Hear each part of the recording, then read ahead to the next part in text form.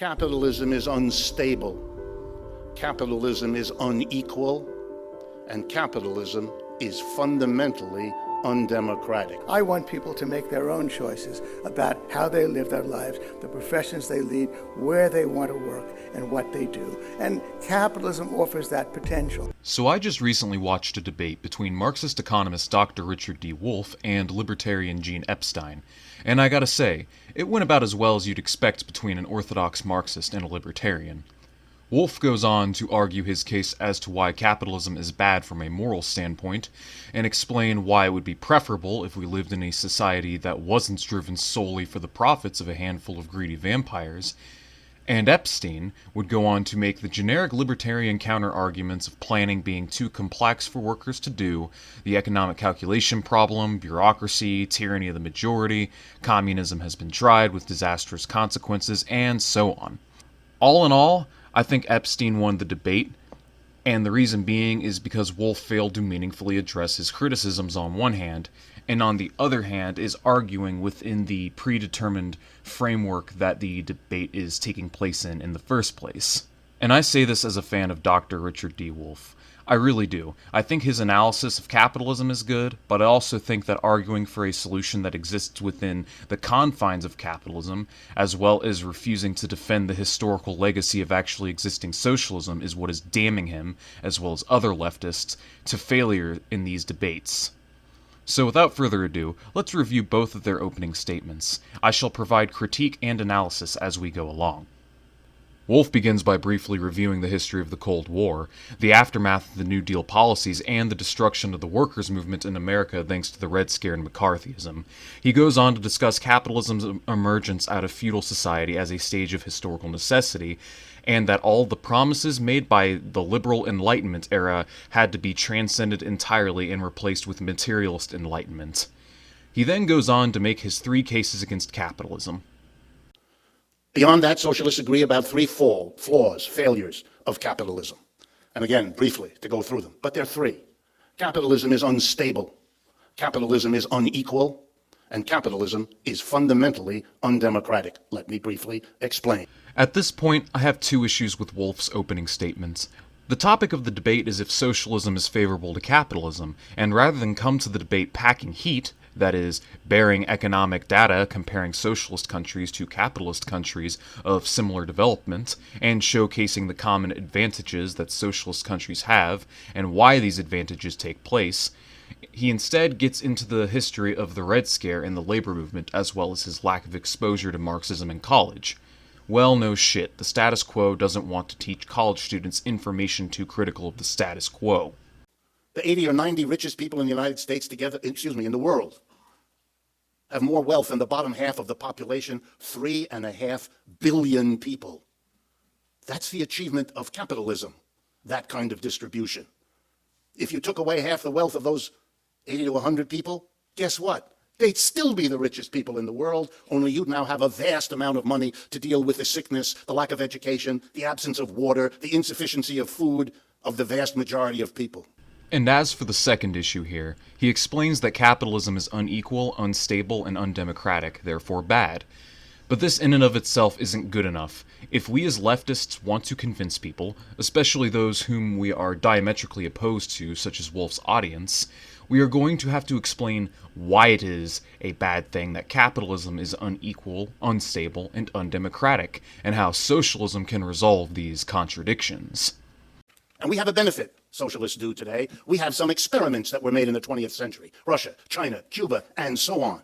And we learned from those experiments what works and what doesn't, what should be pursued and what should be set aside. And so the new socialism, and if you're not aware of it, that has to go back to what I said at the beginning. You haven't been keeping up, which is hard to do in a society which makes socialism a taboo. What has happened to socialism is a refocusing of itself. It's not interested so much in the state doing things that achieved rapid rates of economic growth, true enough, but it also left too much power in the hands of too few people, and that has to be addressed and dealt with, which socialists have been doing. And the new focus of socialism is to do something at the workplace that was never done, to go beyond capitalism in the organization of the workplace, to democratize the workplace, to make where we spend most of our adult lives at work a place where democracy reigns, where all the people who work in an enterprise participate in making the decisions of what to produce, how to produce, where to produce, and what to do with the profits.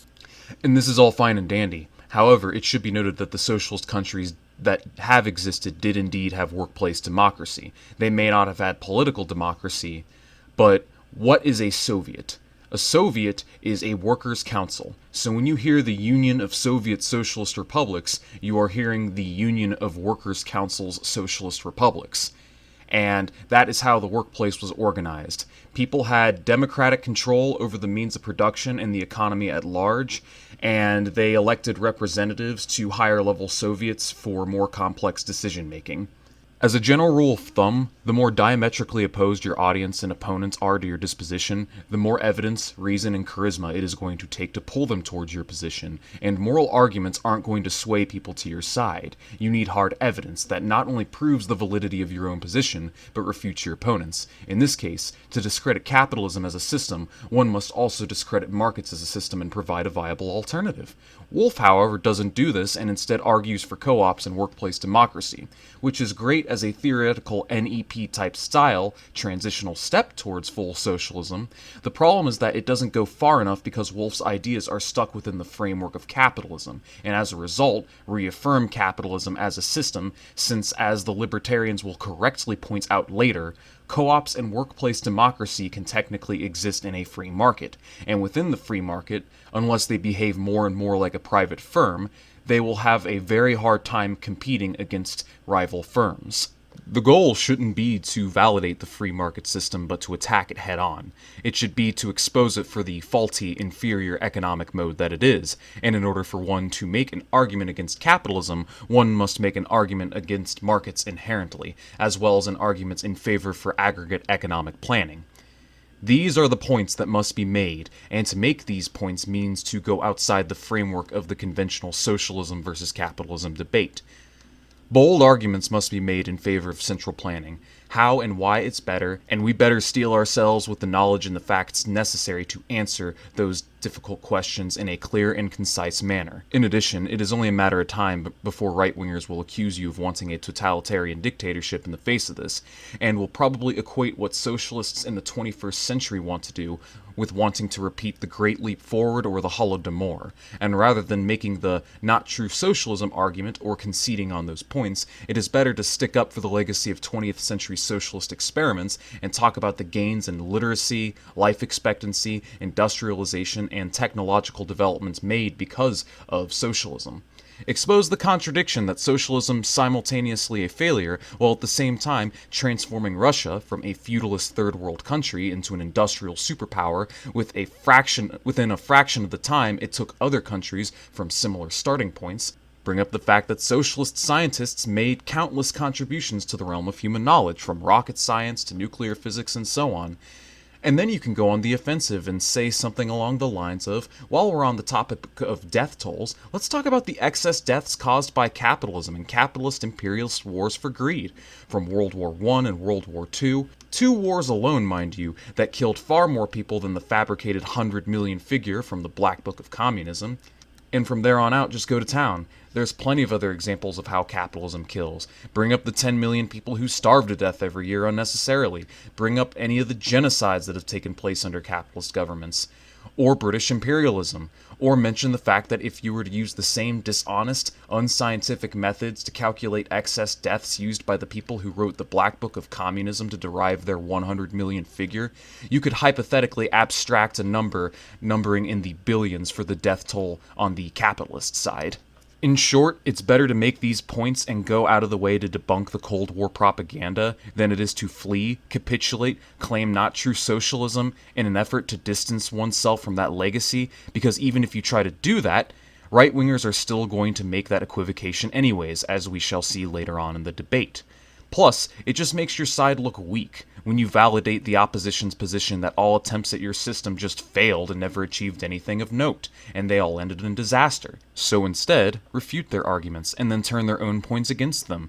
so that when you point out the fact that orders of magnitude more people have died under capitalism than communism, they can go on the defense, making the not true capitalism arguments, or claims about cronyism, or blame it on the government, and so on. Then, not only do you prove that there is net less death and suffering under socialism, you also expose the sophistry within your opponent's worldview. Okay, so next up is Gene Epstein's opening statement. And boy, do I have a lot to say about this. Buckle up, buckaroos. We're about to do some deep analysis. Let me start. It is a pleasure to share a stage with Richard Wolff, who I consider my alter ego in a parallel universe, a bleeding heart, freedom-loving advocate of capitalism. I believe that even the deeply flawed capitalism we have now, heavily distorted by government interference on behalf of the powerful, is preferable by far to Richard's socialism in promoting freedom, prosperity, and equality. And right out the gates, we have your standard no true Scotsman fallacy, which is at the heart of libertarian thought. Everything good that happens under our system is because capitalism works, and when it doesn't work, it can't be because anything is inherently wrong with the system. Instead, it's corporatism or the governments that is to blame. Richard bears a very heavy burden of proof because his socialism has never existed. He repudiates my mother's Soviet Union, my mother's favorite Cuba. He has indeed called these systems state capitalist. I'm glad he's learned from their mistakes, since their mistakes has in fact, of course, cost the blood of tens of millions of innocent people. As we have just covered, this is a vacuous statement. If we're going by death tolls as to which system causes less suffering and is therefore better for humanity, socialism still shits all over capitalism. And once again, right out the gates, due to Wolff buying into the anti-communist narrative, he enters this debate with a broken kneecap. He wants the economy, as he explains in his book, Democracy at Work, A Cure for Capitalism. He wants the economy reorganized around workers' self-directed enterprises in which employees own and democratically run companies and keep the broadly defined profits or surplus that normally go to the employers. I fully support what Richard calls employees becoming their own employers, so long as people freely choose that arrangement. Richard thinks such firms are a substitute for capitalism, but they're actually just another option that capitalism offers. Want it to happen. But the move to workers' self-directed enterprises can happen in the capitalist system if workers do want it to happen. Start with the fact that the bottom half of the population accounts for 1/3 of all consumer spending, the bottom 4/5 for nearly 2/3, adding up to trillions of dollars per year. On the investment side, there's over $1 trillion in labor union pension funds domestically and an estimated 40 trillion worldwide held by labor union pension funds. All this financial firepower could be marshaled to make workers' self-directed enterprises the dominant mode of production. And it would be true to the 1960s view that radical change must be implemented by the same people who seek to be the embodiment of that radical change.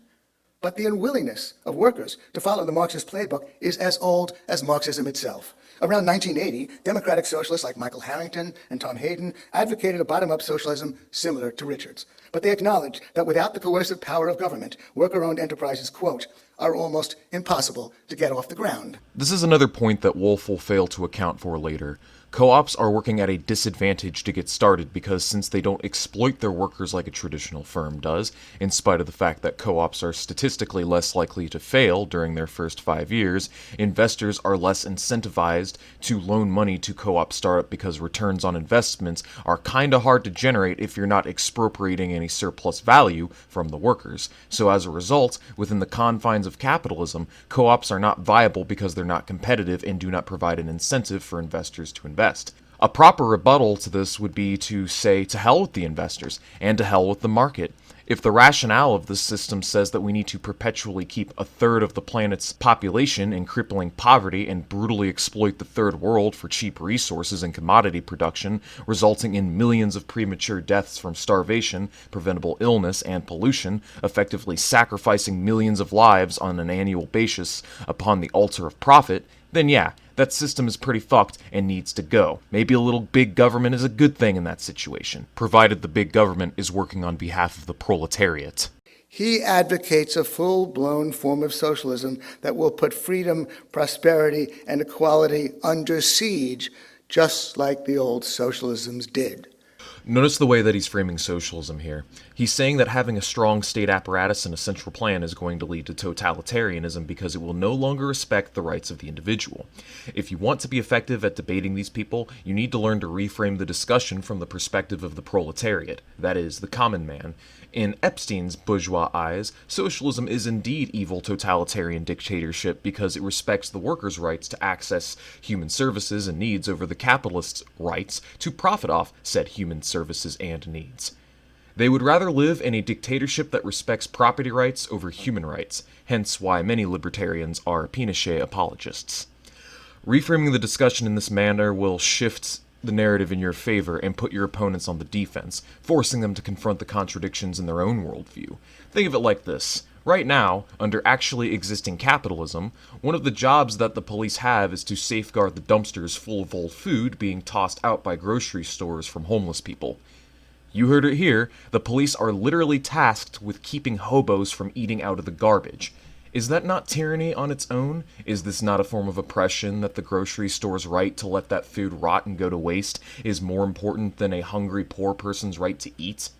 One way or another, we are going to live under a dictatorship whether you like it or not. The question is to whether you want that dictatorship to serve capital or to serve the interests of the proletariat. And finance is not the only function he would relegate to the power of politics. He also proposes a, quote, specialized agency that would, quote, always know from constant monitoring which existing enterprises need more laborers, which have registered the wish to commence new production, all the relevant skill and experience requirements, and where affected laborers and enterprises are located, unquote. He adds that the agency's reports would be submitted to all workers to aid them in making their decisions. Notice that he's talking about knowledge of the relevant skill and experience of 160 million workers in the U.S. across hundreds of thousands of firms. That's information the specialized agency will, quote, always know from constant monitoring. From my work experience, I can tell Richard that those constant monitors who keep coming around will be the butt of jokes, and the information they come away with will be superficial when it isn't totally misleading, especially since the vote of any one of us, can hardly determine the outcome anyway. Richard approvingly uses the 1960s term participatory democracy, in which we each get to participate actively in democratic decision-making.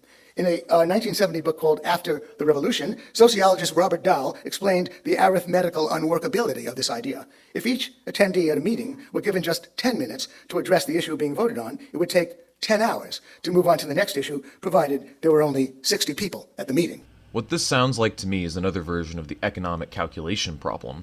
It's the argument libertarians have been posing for decades that because modern economies of scale are large and complex, we can't possibly calculate consumer preferences, what to produce, and how much, and have up-to-date information, and so on, and therefore we should leave it up to the magic of the invisible hand to decide. If you go back in time 60 years, this argument actually had some weight. However, times have changed. We live in the age of advanced computation, IT, and the Internet of Things. There is no reason why we couldn't install a hub or network of computers that could monitor, track, and calculate production and rates of consumption with consumer and producers giving feedback in real time. Using the system advocated by me and the likes of Paul Cockshott in his fabulous book Towards a New Socialism, you could produce up-to-date economic information faster and more accurate than the free market ever could. But let's take this leap and assume the participatory democracy would be functional. Many firms seeking to expand their operations will have to borrow funds from the democratically run financial agencies while also applying to the democratically run labor allocation agency for more workers. And these democratically run agencies will be ruled by the vote of the majority.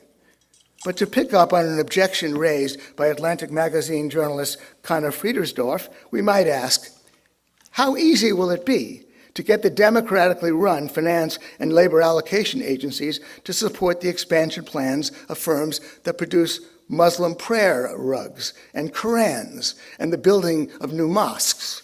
Friedersdorf goes on to ask, would you prefer a socialist society in which birth control is available if and only if a majority of workers exercising their democratic control assents? Issue of freedom of speech and press. Would you prefer a socialist society in which dissenting journalism is available if and only if a majority of workers exercising their democratic control agrees? Or would you prefer a society in which private enterprises can produce dissenting journalism, the preferences of a majority of people around them be damned? So at best, our freedoms would be circumscribed by the tyranny of the majority. This is a straw man. Epstein is arguing that if there is a certain good that is in demand, but people democratically decide the good isn't worth producing, then that good wouldn't be produced, therefore we shouldn't leave production up to the democratic will of the people. However, no socialist should be arguing that production is left up to the will of the workers in the first place. In a planned economy, goods will be produced according to the demand input taken into account, much like the way capitalism does right now. If there's demand for a good, that demand is factored into the plan, and the factories can manufacture that good, directing and redirecting labor and resources accordingly.